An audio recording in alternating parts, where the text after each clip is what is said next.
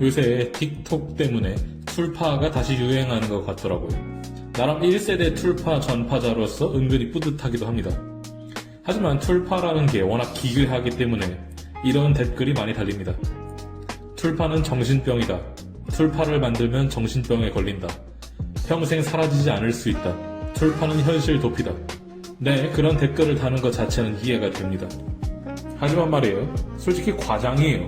툴파는 솔직히 좀 기괴하고 그 기원은 더욱더 기괴한 게 맞는데 그렇다고 해서 그게 정신병인 건 아니거든요. 일단 오늘의 영상은 의학적 전문적 조언은 아니에요. 제가 뭐 안전하다 위험하다를 판단할 수 있는 사람도 아니고, 그리고 잠이 안 온다거나 불안이나 공황이 심하다거나 현실감이 없다던가 이런 사람들은 당연히 툴파를 하지 않는 게 좋아요. 하지만 역사적으로 봤을 때 인간은 원래 머릿속에 캐릭터를 만들고 살아온 생물이다. 이 관점으로 한번 툴파를 접근해보자 이겁니다. 네, 툴파를 한 문장으로 말하면 이거죠. 내 머릿속에서 키우는 NPC. 근데 이 NPC가 설정만 있는 NPC가 아니라 대화가 되고 자율성이 있는 것처럼 느껴지는 방향으로 훈련이 된다는 게 툴파의 포인트죠. 네, 실제로 연구 논문 쪽에서도 툴파를 상상 속 존재가 감각적으로 생생해지고 관계처럼 경험되는 현상으로 묘사하곤 합니다. 자, 그러면 아까 얘기한 질문을 다뤄보죠. 툴파는 정말 정신병일까요? 여기서 제가 하고 싶은 말은 하나입니다. 툴파가 무조건 정신병이라는 주장은 근거가 너무 약하다. 네, 실제로 툴파맨서들을 대상으로 한 연구가 있었는데요. 툴파 관련 집단이 환각 유사 경험 성향이 더 높게 나오긴 했지만 망상 성향은 집단 차이가 크지 않았다고 보고해요. 그런 이상한 감각 경험을 한다고 해서 바로 정신병이랑 연관 지을 수 있는 건 아니에요. 중요한 건 어떻게 해석하고 어떻게 통제하고 어떻게 생활하느냐거든요. 툴파가 평생 사라지지 않을 수도 있다라는 오해가 있는데 제 경험상 그리고 커뮤니티 얘기를 들어봐도 툴파는 식물 키우기랑 비슷해요. 식물을 키우려면 물도 줘야 되고 햇빛도 줘야 되고 비료도 줘야 되는 것처럼 툴파도 대부분의 툴파는 꾸준히 관심을 주지 않으면 그냥 알아서 사라집니다. 오히려 관심을 안 줬는데 툴파가 계속 잔존한다면 그건 솔직히 재능충이에요. 물론 특이 케이스는 있겠죠. 하지만 대다수는 툴파에 꾸준히 관심을 주는 것도 귀찮고 힘들고 그마저도 유지를 못해서 사라집니다. 네, 이제 재밌는 얘기를 한번 해보죠. 툴파가 21세기 인터넷의 신종 괴현상 같지만 사실 그런 내면의 화자는 옛날부터 계속 존재해왔습니다. 네, 첫 번째 예시로 소크라테스가 있습니다. 네, 소크라테스의 다이몬을 혹시 들어봤나요? 네, 플라톤의 변명에서 소크라테스는 자기 안에 신호, 목소리 같은 게 있어서 뭘 하라기보다 주로 하지 마라를 말해준다고 묘사돼요. 그 유명한 소크라테스의 재판에서도 소크라테스는 다이몬의 인도에 따라 적극적으로 자기 변호를 하지 않았다고 전해집니다.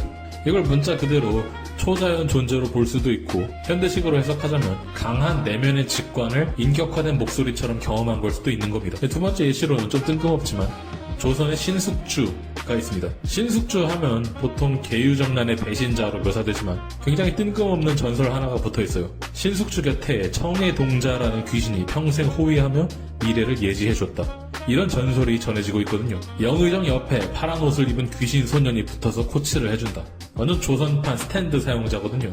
물론 이걸 실존 귀신이라고 생각하긴 약간 어려워요. 조선은 괴력 난신을 배척하던 시대고 더욱이나 영의정식이나 되는 사람한테 그런 일화가 붙었다는 건 좀 이상해요. 제 생각엔 툴파라는 개념이 없던 시대에 이런 경험을 설명할 언어가 수호령, 귀신, 동자 이런 방식일 수도 있다 이겁니다. 자, 그러면 누구나 이런 질문을 하게 됩니다. 그러면 고대의 신탁, 천사 만남, 계시, 유령, 신 이건 전부 다 툴파의 얘기인가? 네, 조심스럽게 말하자면 그렇게 읽을 여지가 하나 있습니다. 제가 소개해드리고 싶은 학자 한 명이 있는데요. 바로 줄리언 제인스라는 사람입니다. 네, 1976년에 의식의 탄생이라는 책을 썼는데요. 이 사람의 충격적인 주장은 이거예요. 고대인들은 지금 우리가 말하는 내면 독백이 지금과 달랐을 수 있다. 머릿속에서 떠오르는 내부 음성을 내 생각으로 처리하기보다 신의 명령처럼 외부 존재의 목소리로 생각했을 가능성이 있다. 한마디로 말해서 우리가 지금 내면 독백, 내부의 소리를 지금은 당연히 우리 스스로가 생각하는 거라고 느끼지만 옛날 사람들은 그게 아니라 정말 외부 신의 목소리라고 생각했을 수 있다는 겁니다. 물론 이 이론은 논쟁적이고 학계의 정설은 아니에요. 하지만 인간이 내면의 소리를 어떻게 의미화해왔나를 다시 생각하게 만들었다는 점에서 계속 언급되는 아주 강력한 가설 중 하나입니다. 또한 상상의 친구 연구를 보면 어릴 때 상상의 친구가 있던 사람들이 성인이 된 뒤에도 이런 유사 환청 경험과 연결되는 패턴이 관찰되기도 합니다. 그러니까 인간 뇌는 원래 1인 1 목소리가 기본 옵션이 아닐 수도 있다는 겁니다. 그래서 제가 오늘 말하고 싶은 결론은 이겁니다. 출판은 갑자기 21세기 말박이 커뮤니티에서 튀어나온 미친 신종 괴현상이 아니라 인간이 원래 가지고 있던 내면을 인격화하는 능력이 현대적으로 매뉴얼화 된 버전일 수 있다는 겁니다. 솔직히 기괴하긴 해요. 하지만 그렇다고 해서 비정상은 아니다 이겁니다. 자, 그러면 자주 오는 질문 몇 개를 대답해 볼게요. 출판은 그냥 상상 친구가 아닌가? 네, 출판은 상상 친구가 맞아요.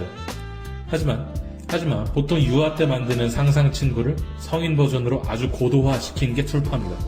두 번째 질문. 출판은 그냥 현실 도피 아닌가? 네, 출판은 현실 도피로 쓰일 수 있습니다. 하지만 제가 소크라테스의 다이몬이나 신숙주의 청해동자를 얘기했듯이 출판은 우리 삶을 살아가게 하는 유용한 내면의 도구가 될 수 있어요. 출파든 명상이든 일기든 기도든 똑같거든요. 현실을 버리려고 쓰면 도피, 현실을 버티려고 쓰면 도구가 되는 겁니다. 자, 오늘 제가 준비한 내용은 여기까지고요. 여러분은 지금 이 시점에서 출파에 대해서 어떻게 생각하고 느끼시는지가 궁금합니다. 댓글에 남겨주세요. 21세기 샤먼의 야바였습니다. 감사합니다.